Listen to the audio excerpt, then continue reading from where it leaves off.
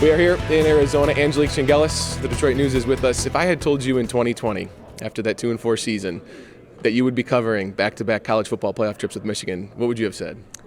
I would have said, well, I think you're way off base, Brad, and maybe what have you been drinking?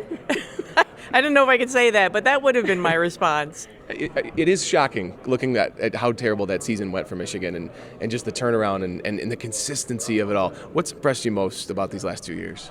I really think the offensive line play. I keep talking about the offensive line, but that really does set the tone. And I think Jim Harbaugh, going to a younger staff in 2021, I thought that was definitely kind of a springboard to this success these last 2 years. And then this team just getting so many contributions from younger players this season and the way they have meshed. And I think that's been really impressive overall. But I think it always starts with the offensive line. And for someone who's covered this team for a long time, it reminds me of a lot of those great Michigan offensive lines in the 90s when they were having a lot of success. The skill players obviously get the headlines and draw the attention. So much is different about last year's team compared to this year's team. Big differences at quarterback. Cade McNamara lost the job. J.J. McCarthy got it and has only improved throughout the season.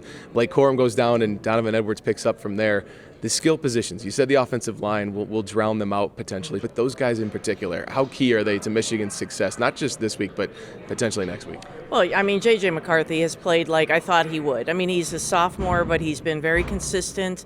You know, I think people have questioned, well, can he throw the deep ball? I think he showed that in the Ohio State game.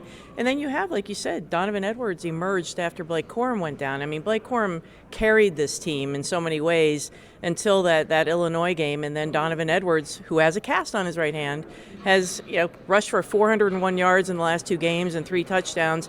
And then you add tight ends. I mean, you're seeing Luke Schoonmaker and Colston Loveland, a young kid. After Eric All went down. After Eric All went down. And so there is that. They always talk about the next man up mentality, and they've really proven that that's the case this year. Thank you for joining us here, and see you in the press box tomorrow, maybe even next week in Los Angeles. We'll see, Brad. We'll see.